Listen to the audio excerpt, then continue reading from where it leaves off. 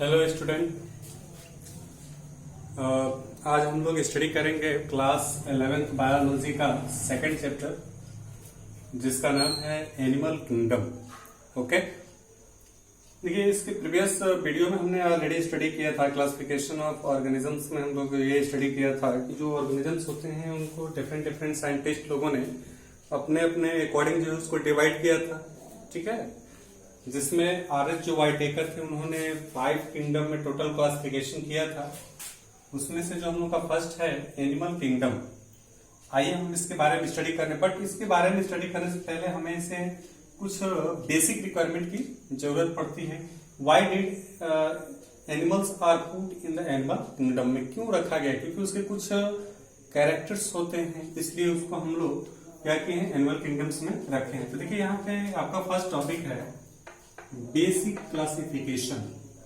देखिए आप लोग को मालूम है कि गॉड ने दो ही एनिमल्स मतलब ह्यूमन बींग्स की अगर हम लोग बात करें तो गॉड ने दो ही तरह के ह्यूमन का फॉर्मेशन किया है, एक मेल और एक फीमेल। बाकी जो यहाँ पे आप लोग देखते हैं जो कास्ट है हम लोगों का वो डिवाइड किए गए हैं on the basis of their function. जो जैसा वर्क करता था उसके अकॉर्डिंग उसको वो कास्ट दे दिया गया। Just like the basic classification हम लोग एनिमल्स किंगडम का पढ़ेंगे तो भाई कुछ बेस तो होगा ना क्लासिफाई, ऐसे तो हम लोग कुछ क्लासिफाइड कर नहीं दिए होंगे। और इसका पर्पज क्या है क्लासिफिकेशन से, तो देखिए क्लासिफिकेशन का पर्पज ये है ताकि हम जो एनिमल्स हैं उनका आइडेंटिफिकेशन आसानी से कर सके, हम उनको आसानी से पहचान सके। क्योंकि केवल ह्यूमन ही और जो हमारे आसपास दिखते हैं वही केवल एनिमल्स इस अर्थ पे प्रेजेंट नहीं है।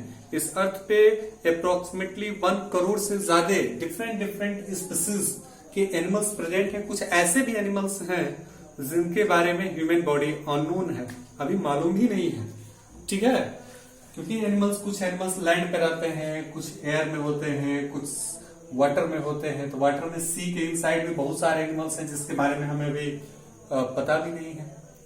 तो एनिमल्स के बारे में स्टडी करके ताकि ह्यूमन के लिए कुछ बेनिफिट एनिमल्स को हम लोग क्या कर कंजप्शन कर सके, तो इसलिए इसका क्लासिफिकेशन देखा गया। तो क्लासिफिकेशन का मोस्ट इंपोर्टेंट जो बेस था वो बेस आपको बताया गया है कि on the basis of their symmetry के आधार पे उनकी सिमेट्री क्या है, एसिमेट्रिकल है कि बाइसिमेट्रिकल है, रेडियल सिमेट्री है। इसके बाद पैटर्न्स के आधार पे जो उनका अरेंजमेंट होता है उसके पैटर्न्स के आधार पे on the basis of their digestive system, on the basis of their circulatory system, on the basis of their respiratory system। क्योंकि डिफरेंट ऑर्गेनिज्म में ये ऑर्गन सिस्टम भी क्या होते हैं, डिफरेंट होते हैं। आप लोग एग्जांपल ले सकते हैं सच एज फिश है।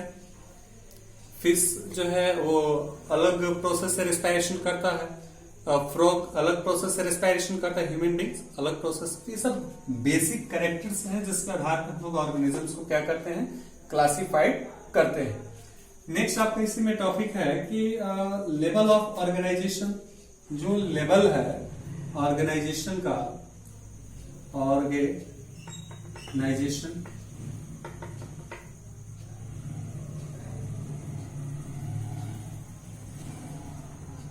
ठीक है, जो आप लोग पढ़े होंगे प्रीवियस क्लास में कि जो ह्यूमन बॉडी है वो यूनिसेलुलर से मल्टी सेलुलर हुआ है। सबसे पहले सेल मिले, ग्रुप ऑफ सेल बना टिश्यू। ठीक है, ग्रुप ऑफ टिश्यू मिला tissue system,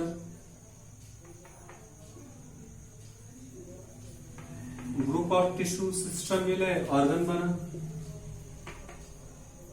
group of organ मिला तो ऑर्गन सिस्टम,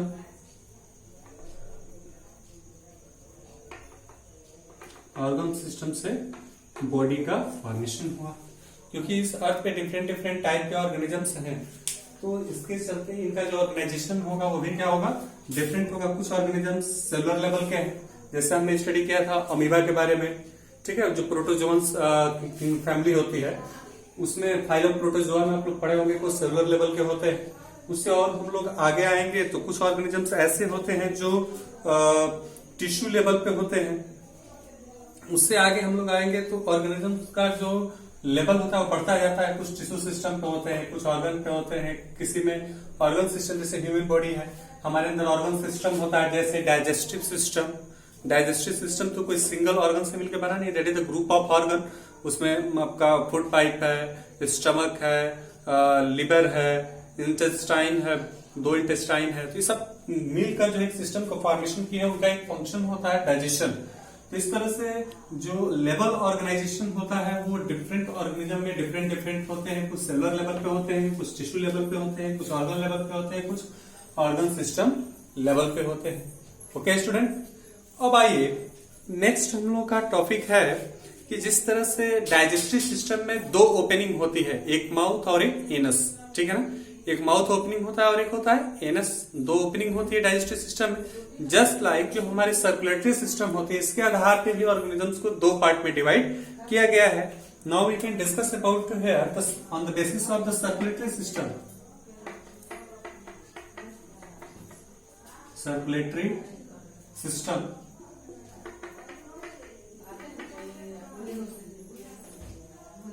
के आधार पे इसे 2 टाइप में डिवाइड किया गया। एक होता है open type, open type. Second होता है क्लोज टाइप, क्लोज टाइप। आइए अब हम लोग स्टडी करते हैं कि ओपन टाइप क्या होते हैं और ये क्लोज टाइप क्या होता है। स्टूडेंट, आपने ऑलरेडी देखा होगा कि जो सर्कुलेशन का मतलब क्या होता है कि हार्ट जो है, हार्ट के थ्रू ब्लड हमारे पूरी बॉडी में सर्कुलेट करता है with the help of the blood vessels. तो मैं आपको चाहूंगा कि बिल्कुल सिंपल एक एग्जांपल देके इसको समझाने का प्रयास करूंगा। देखिए, ओपन टाइप का मतलब ये होता है कि जिसमें हार्ट हमारे बाकी सेल को विदाउट वेसल्स डायरेक्टली ब्लड उसको क्या करे, सप्लाई करे। यानी in other word we can say that heart तो पंप करता है, और जब पंप करके ब्लड को क्या होता है, जो ब्लड होता है उसमें जो उस ऑर्गेनिज्म जो होते हैं जिनमें ये ओपन टाइप पाया जाता है, उनके टिश्यू और सेल डायरेक्टली उस ब्लड में डूबे रहते हैं और वहीं से क्या करते हैं, आपके ऑक्सीजन और कार्बन डाइऑक्साइड की एक्सचेंजिंग करते हैं। मैं आपको सिंपल सा तरीका बता रहा हूं। जैसे फार्मर को आप देखे होंगे, फार्मर अपने खेत की सिंचाई करते हैं तो क्या करते हैं, पंपी सेट चालू किए और वो डायरेक्ट जिस खेत की सिंचाई कर रहे हैं डायरेक्ट उसमें हमने चालू कर दिया, स्टार्ट कर दिया, तो क्या करेगा, पूरा खेत को डुबो देगा।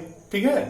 दूसरा होता है कि अगर पंपिंग सेट से खेत थोड़ी दूरी पे है तो हम लोग क्या करते हैं, पाइप के थ्रू, पाइप यूज करते हैं हम लोग, तो पाइप के थ्रू अगर लेके जा रहे हैं तो उस टाइप का हम लोग क्या बोलेंगे, क्लोज टाइप कहेंगे। उस टाइप के सर्कुलेशन को क्या कहेंगे, क्लोज टाइप। और डायरेक्टली खेत में अगर हम लोग पंपिंग सेट चला रहे हैं तो उसको हम लोग ओपन टाइप कहते हैं।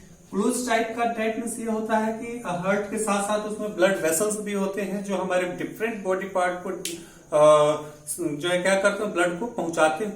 जैसे आपका आर्टरीज है, वेन्स है, कैपिलरीज है। आप लोग आर्टरी के बारे में प्रीवियस क्लासेस में पढ़े होंगे, it only carry to oxygenated blood. Veins के बारे में आपने पढ़ा होगा कि it only carry to deoxygenated blood, but कुछ इसमें एक्सेप्शन भी होते हैं। जैसे आर्टरी में होता है, जो पाल्मोनरी आर्टरी होती है, ये इम्प्योर ब्लड को लेके जाती है हार्ट टू लंग्स, ठीक है। और जो पाल्मोनरी वेन्स होता है वो ऑक्सीजनेटेड ब्लड को लेके आता है लंग्स टू हार्ट, ठीक है।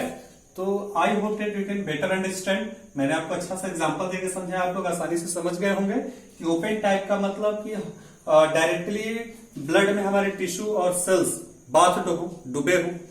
दूसरा होता है क्लोज टाइप का मतलब कि ब्लड को बॉडी के एक पार्ट से दूसरे पार्ट में ब्लड वेसल्स के थ्रू ब्लड पहुंचाया जाता है, तो उस टाइप के ब्लड सर्कुलेशन को क्या कहते हैं, क्लोज टाइप कहते हैं। Okay student, I hope that you can better understand. Now I am start to the next topic, symmetry. ठीक है, देखिए सिमेट्री के आधार पे भी एनिमल्स को कैटेगराइज किया गया है। सिमेट्री मतलब सिमेट्री है आपकी, ये सिमेट्री को मोस्टली हमने 3 पार्ट में डिवाइड कर दिया है। पहला है एसिमेट्रिकल,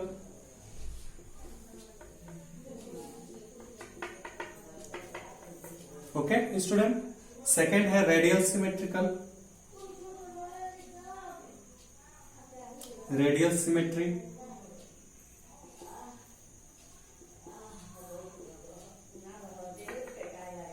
स्टूडेंट नेक्स्ट है आपका थर्ड बाइलेटरल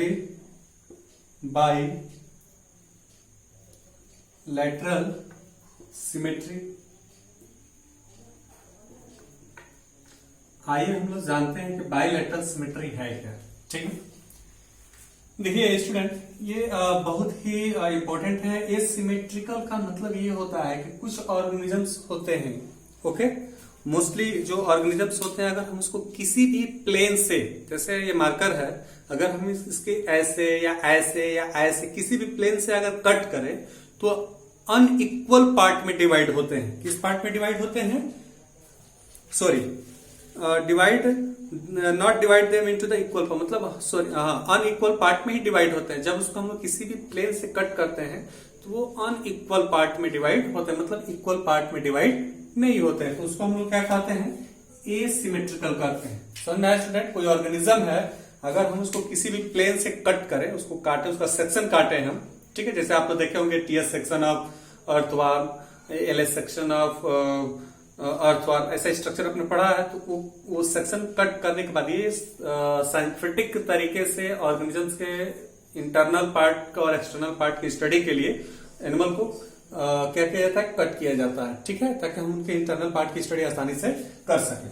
तो एसिमेट्रिकल का मतलब अगर हम ऑर्गेनिजम्स को किसी भी प्लेन से कट करें तो इक्वल पार्ट में डिवाइड न हो। इसमें कंफ्यूजन होने की कोई बात ही नहीं है, ठीक है। किसी भी प्लेन से, चाहे ऐसे हो या ऐसे हो या ऐसे हो, किसी भी प्लेन से अगर हम लोग कट कर रहे हैं तो हम लोग क्या बताएंगे कि वो अनइक्वल डिवाइड, ठीक है। सेकंड होता है radial symmetry. Radial symmetry that means क्या होता है student? That is a very important question. Radial symmetry that means ऐसे ऑर्गेनिजम्स होते हैं कि एनी प्लेन, किसी भी प्लेन से अगर हम उसको कट करें तो वो हाफ इक्वल पार्ट में डिवाइड होते हैं। Student, are you understand? मैंने ये बताया कि radial symmetry is a type of symmetry where in any plane, चाहे आप ऐसे कट करिए, चाहे आप ऐसे कट करिए, चाहे किसी भी प्लेन से आप कट करिए, कट करने के बाद वो जो ऑर्गेनिजम्स होते हैं इक्वल पार्ट में या इक्वल हाफ में डिवाइड होते हैं, ठीक है। तो उसको हम लोग बोलते हैं रेडियल सिमेट्री। नेक्स्ट होता है बाइलेटरल सिमेट्री। बाइलेटरल सिमेट्री का डेट मींस ये होता है, बाई मतलब होता है टू, बाई मतलब क्या होता है? टू। अगर हम किसी ऑर्गेनिजम्स को एक प्लेन से, अगर एक प्लेन से कट करते हैं तो टू हाफ इक्वल पार्ट में डिवाइड हो जाए तो उसको हम लोग क्या कहते हैं? बाइलेटरलिस। You can take example a human beings. जैसे मैं यहाँ पे खड़ा हूं, अगर हमको यहाँ से तलवार से बीच से अगर ऐसे कट किया जाए तो मेरी पूरी बॉडी हाफ हाफ पार्ट में, इक्वली हाफ हाफ पार्ट में क्या हो जाएगी? डिवाइड हो जाएगी। तो that means I am bilaterally. तो मैं क्या हूं? बाइलेटरली सिमेट्री शो करने वाला एक एनिमल हूं। ओके स्टूडेंट, अब आइए नेक्स्ट आपकी टॉपिक होती है, नेक्स्ट टर्म्स है आपका एनिमल किंगडम में diploblastic and triploblastic organisation.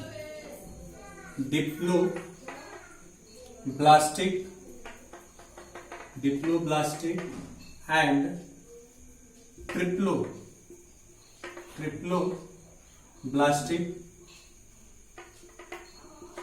Organisation.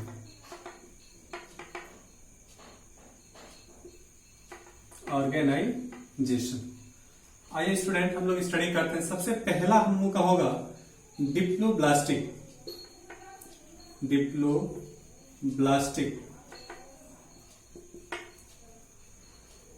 Organisation क्या होता है, सबसे पहले हम इसके बारे में जानेंगे। Organization that is the most important terms. What is the process of diploblastic organization? देखिए स्टूडेंट, ये जो डिप्लोब्लास्टिक ऑर्गेनाइजेशन होता है, इसमें हम लोग ये बताएंगे कि जो हमारी बॉडी होती है, यानी कोई भी ऑर्गेनिजम्स की जब बॉडी होती है उसमें मोस्टली वो 3 जर्म लेयर से मिलकर बने होते हैं। जर्म लेयर मतलब जब हम लोगों का ऑर्गेनोजेनेसिस होता है तो उस टाइम 3 लेयर्स की फॉर्मेशन होती है। कौन कौन स्टूडेंट? तो 3 लेयर्स होती हैं। फर्स्ट होता है एक्टोडर्म, दूसरा होता है मेसोडर्म, तीसरा होता है एंडोडर्म। स्टूडेंट, यहाँ पे एक टर्म्स आपको समझना है। एक्टो मतलब बाहर, आउटर, ठीक है। डर्म मतलब लेयर, स्किन, त्वचा जिसको बोलते हैं स्किन, ठीक है, जो मतलब बाहरी लेयरिंग होती है उसको हम लोग क्या कहते हैं, एक्टोडर्म। जो बीच वाला, मेसो मतलब बीच वाला, ठीक है, उसको हम लोग मेसोडर्म कहेंगे। और जो सबसे अंदर होगा, जैसे हमने ये सेल लिया, ये वाला हो गया आपका ectoderm, this is the mesoderm and this is the endoderm, ठीक है। तो ये हो गया आपके 3 पार्ट। तो हमको यहाँ पे पढ़ना है diploblastic organization. Diploblastic organization that means वे ऑर्गेनिज्म आएंगे जिनकी बॉडी मोस्टली 2 डर्म लेयर से ऑर्गेनाइज होंगी। कौन कौन? तो पहला होगा एक्टोडर्म,